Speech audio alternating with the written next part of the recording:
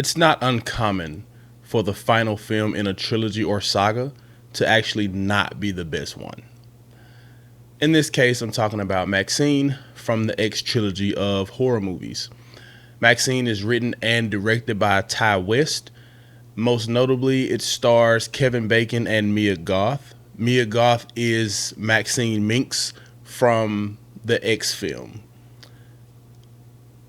This film, in my opinion, is not the best one. I won't say it's the worst because Pearl was so weird that it caught me by surprise because I wasn't expecting it. Just to give you a brief recap of the three. First of all, I'll say this though. Before you watch MaXXXine, please watch X. I do feel like you can get away with watching MaXXXine without X, but I only say that because it's not true to the slasher genre. X was truly a slasher. Not in the sense of Jason, Freddy, that kind of slasher, Scream. Not like that, but in the sense that somebody is going after somebody else or a group of somebody else's and they don't want to stop until everybody dies, right? That's kind of true slasher. MaXXXine is not that way. But again, brief recap. X came first as far as the film that was made first.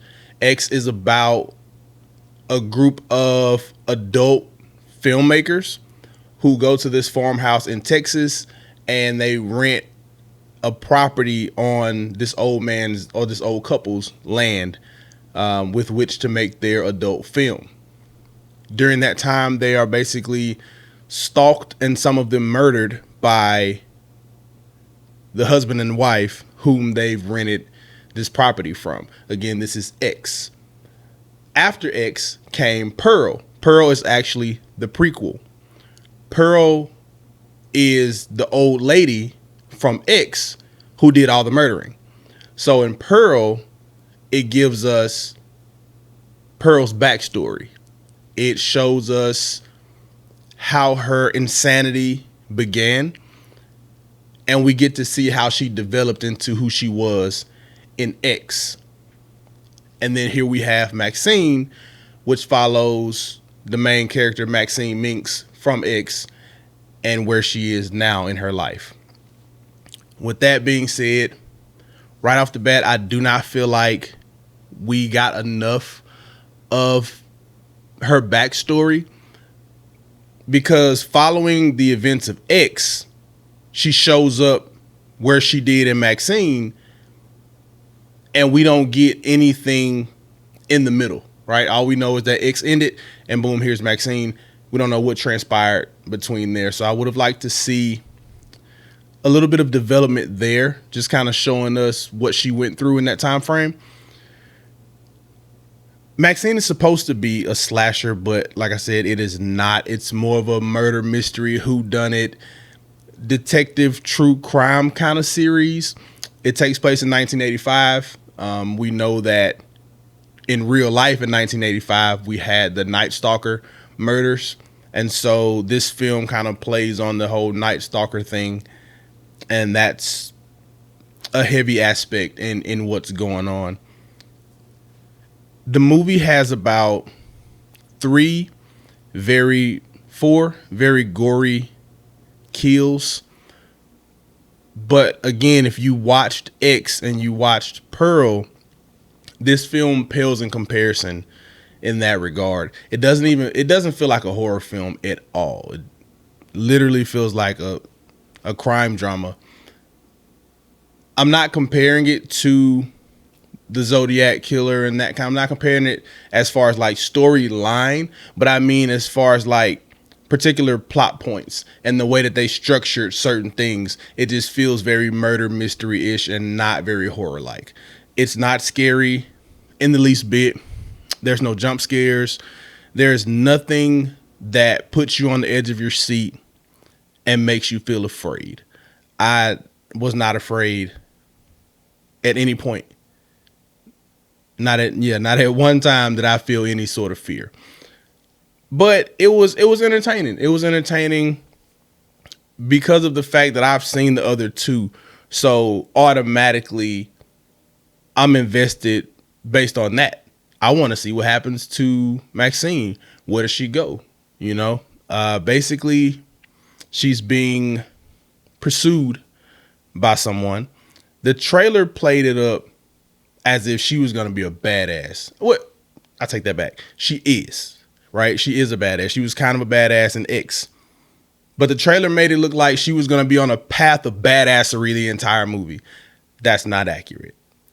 She has 2 or 3 moments where we're like, okay, you know, based on, again, the trailer, those things did happen in a way. But it didn't go the way that we might have thought it would have gone. In my opinion, I'm going to call this one the worst one of the 3. I didn't really enjoy Pearl, but I appreciate Pearl for giving us so much backstory on who Pearl was and how she came to be what she was.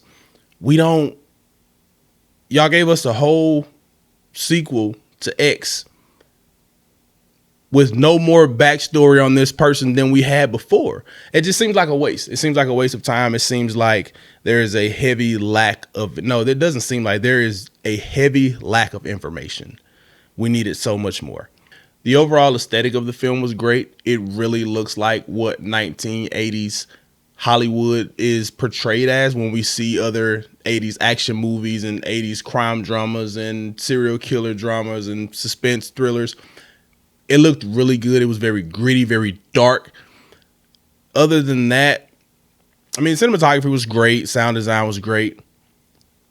Again, it just didn't do it for me as far as story is concerned. It's got a twist at the end. I didn't expect the twist, but it made sense. Of course, I'm not going to give any spoilers, but I feel like you ever leave the theater and you wanted so much more. You feel like you have questions that have not been answered. And then we know that this is it, right? There's not another one. That's the end of the whole X trilogy.